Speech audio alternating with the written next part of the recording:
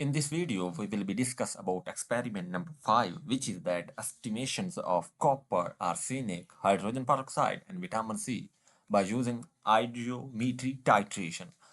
अब iodometry titration को use करते हुए हमने सैंपल में कॉपर की कंसंट्रेशन, आर्सेनिक की, हाइड्रोजन पेरोक्साइड की और विटामिन सी की कंसंट्रेशन को फाइंड आउट करना है। ये एनालिटिकल केमिस्ट्री का एक्सपेरिमेंट नंबर 5 है, आप बाखूबी जानते हैं।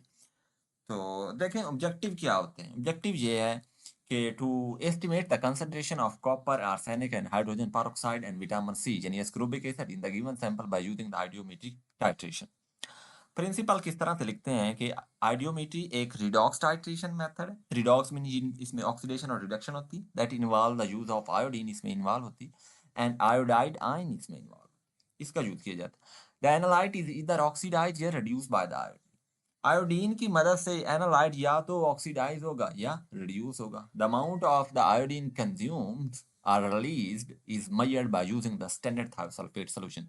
स्टैंडर्ड थायोसल्फेट सॉल्यूशन को यूज करके या तो अमाउंट ऑफ आयोडीन कंज्यूम होगी या रिलीज होगी, इसको हम मेजर कर सकते हैं। ये इसका प्रिंसिपल है। जर्नल रिएक्शन जो है वो नीचे दिए हुए हैं कि आयोडीन कॉपर के साथ किस तरह से रिएक्ट करेगी, आर्सेनिक के साथ, हाइड्रोजन पेरोक्साइड के साथ और विटामिन सी यानी एस्कोर्बिक एसिड के साथ। देखते हैं वन बाय वन। यानी कॉपर के साथ रिएक्ट करेगी आयोडीन, तो फिर क्या बनाएगी, कॉपर आयोडाइड और हाइड्रोजन आयोडीन रिलीज होगी। ठीक। लाइब्रेटेड आयोडीन यानी ये iodine, liberated iodine is then titrated with thiosulphate के साथ। जब आप इसको टाइट्रेट करवाएंगे तो ये रिएक्शन ऑब्टेन होगा।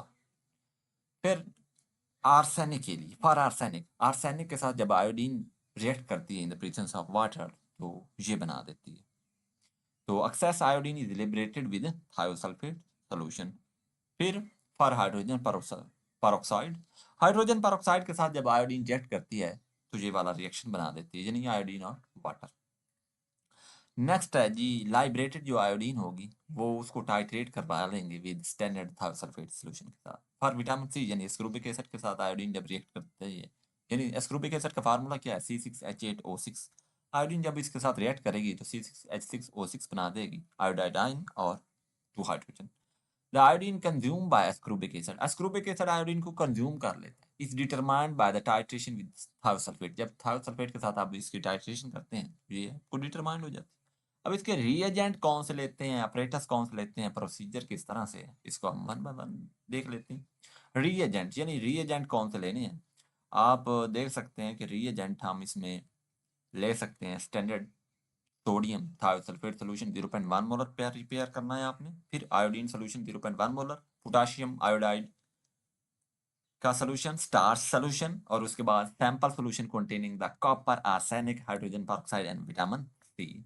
अपरेटस कौन से यूज करेंगे इस प्रैक्टिकल को परफॉर्म करने के लिए, ब्यूरेट चाहिए टाइट्रेशन करवाने के लिए, पिपट चाहिए सोल्यूशन को पिपट आउट करने के लिए, कोनिकल फ्लास्क टाइट्रेशन करवाने के लिए, बीकर और स्टीरिंग रॉड, जो कि हम एक्सपेरिमेंट नंबर 4-5 में पहले डिस्कस करते आ रहे हैं। एस्टिमेशन प्रोसीजर क्या है, प्रोसीजर में आपने सबसे पहले एस्टिमेशन ऑफ कॉपर को फाइंड आउट करना है। तो कैसे करेंगे, take a normal volume of copper solution in a conical flask. Conical flask में आपने एक नॉर्मल वैल्यू कॉपर सॉल्यूशन की ले लेनी है। जब ले लेंगे तो फिर क्या करना है, ऐड एक्सेस पोटाशियम आयोडाइड। अब पोटाशियम आयोडाइड जो होगा इंडिकेटर, वो उस सॉल्यूशन में ऐड डाल देना, यानी कोनिकल फ्लास्क में जिसमें पहले कॉपर का सॉल्यूशन था। फिर आपने क्या करना है, टाइट्रेट करवाना है। Titrate the liberated iodine with standard sodium thiosulphate solution, यानी ब्यूरेट में, यानी जो स्टैंडर्डाइज सोल्यूशन सोडियम थायोसल्फेट होगा उसके साथ आपने इस सोल्यूशन को टाइट्रेट करवा देना। जब टाइट्रेट करवाएंगे तो सोल्यूशन का कलर पेल येलो में कन्वर्ट हो जाएगा। फिर आपने क्या करना है, add few drops of starch indicator के आपने ऐड कर देने, यानी ब्लैक, ब्लू ब्लैक कलर का जो स्टार्च इंडिकेटर सोल्यूशन होगा वो आप इसमें ऐड करेंगे। कंटिन्यूस टाइट्रेशन करेंगे तो जो ब्लैक ब्लू कलर होगा वो डिस्पेयर होना शुरू हो जाएगा। Record the volume of sodium thiosulphate, जितना भी आपके पास थायोसल्फेट यूज हुआ है उसका वॉल्यूम यूज कर लेंगे। इस तरह से आप एस्टिमेशन ऑफ कॉपर कर सकते हैं। आइए अब हम देखते हैं एस्टिमेशन ऑफ आर्सेनिक किस तरह से करनी है। Take a known volume of the arsenic solution in conical flask, बिल्कुल उसी तरह। फिर आपने एक्सेस आयोडीन इसमें ऐड करनी है ताकि आयोडीन रिएक्ट करे। फिर आपने टाइट्रेशन करवानी है इसकी विद सोडियम थायोसल्फेट सोल्यूशन जो कि ब्यूरेट में मौजूद है, अनटिल पेल येलो ऑब्टेन हो जाएगा सोल्यूशन। फिर आपने ऐड करने हैं few drops of starch indicator, जो कि ब्लू ब्लैक कलर का होता है। फिर आप कंटिन्यूस टाइट्रेशन करते रहेंगे तो जो ब्लू ब्लैक कलर होगा वो डिस्पेयर होना शुरू हो जाएगा, गायब होना शुरू हो जाएगा आहिस्ता आहिस्ता। फिर आपने क्या करना है, लास्ट पे record the volume of thiosulphate use, कितना वॉल्यूम थायोसल्फेट का यूज हो चुका उसको रिकॉर्ड कर लेंगे। नंबर 3 पे आपने एस्टिमेशन करनी है हाइड्रोजन पेरोक्साइड की। बिल्कुल इसी तरह take the nominal volume of the hydrogen peroxide solution in conical flask. फिर आपने एक्सेस पोटेशियम आयोडाइड इसमें ऐड करनी है, तो विद डाइल्यूट सल्फ्यूरिक एसिड।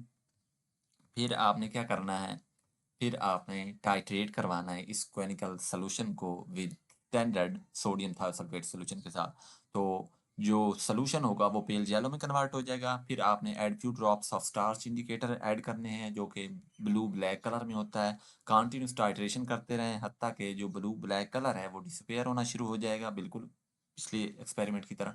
और record the volume of thiosulphates use, कितना थायोसल्फेट का वॉल्यूम यूज हुआ इसको रिकॉर्ड कर लेंगे। लास्ट में एस्टिमेशन ऑफ विटामिन सी यानी एस्कोर्बिक एसिड को किस तरह से एस्टिमेट करते हैं, बिल्कुल उसी तरह से जिस तरह से पहले करते आए हैं। Take a nominal volume of vitamin C यानी ascorbic acid in clinical flask में लें, फिर उसमें एक्सेस आयोडीन सोल्यूशन डाल दें, टाइट्रेट करवाएं एक्सेस आयोडीन सोल्यूशन को with standard sodium thiosulphate solution के साथ until pale yellow colour obtain होगा। फ्यू ड्रॉप स्टार्च इंडिकेटर के डालें आप, जो स्टार्च इंडिकेटर होगा ना वो ब्लैक या ब्लू ब्लैक कलर का होगा। और कंटिन्यूस टाइट्रेशन करते रहें सोडियम थायोसल्फेट सोल्यूशन के साथ हत्ता के ब्लू ब्लैक कलर डिसअपेयर हो जाएगा। फिर आपने रिकॉर्ड करना है वॉल्यूम ऑफ थायोसल्फेट जितना भी यूज हो चुका है आपकी ब्यूरेट में से, ठीक है। कैलकुलेशन करेंगे किस तरह से for burette, for ars sorry for copper, for arsenic, for hydrogen peroxide, for vitamin C. तो कॉपर के लिए आपने करना है, यानी फॉर एग्जांपल हम देखते हैं इसमें कंसंट्रेशन ऑफ कॉपर, कॉपर की कंसंट्रेशन को फाइंड आउट करने के लिए आपने क्या करना है। देखें हम इधर देख लेते हैं, थोड़ी सी ये लैंग्वेज डिस्टर्ब है तो हम इसकी मदद देख लेते हैं। देखें जी, आपने सबसे पहले कंसंट्रेशन ऑफ कॉपर यानी वॉल्यूम, वॉल्यूम हो जाएगा कॉपर का मोलर मास, और इसका जो है वो आ जाएगा 63.55 multiply 1000 divided by the volume of sample. इसी तरह से आर्सेनिक का, इसी तरह से हाइड्रोजन पेरोक्साइड का, ये आप देख सकते हैं, इसी तरह से विटामिन सी का, ठीक है। और इसके बाद आपने रिजल्ट और प्रिकॉशंस वगैरह वो देख लेते हैं, रिजल्ट और प्रिकॉशंस क्या हैं। रिजल्ट अगर हम देखें तो concentration of copper, arsenic, hydrogen peroxide and vitamin C in the given sample are express in milligram over per litre. Precautions किस किस का ख्याल रखना है एक्सपेरिमेंट करते हुए, can ensure that burette is properly calibrated and free from air bubbles. Number two, endpoint should be observed carefully to avoid the over titration. Over titration नहीं होने देनी। Number three, use distilled water for preparing the solution. Number four, handling iodine and arsenic solution carefully because these are toxic chemical, ठीक। और conclusion क्या है, the iodometric titration method provide a reliable and accurate measure of concentration of copper, arsenic, hydrogen peroxide and vitamin C in the given sample. This method is widely used in analytical chemistry for determination of various oxidizing and reducing agents. I hope कि आपको इस experiment की समझ आ चुकी होगी। मिलते हैं किसी और एक्सपेरिमेंट के साथ, तब तक अपना ख्याल रखें। अल्लाह हाफिज़।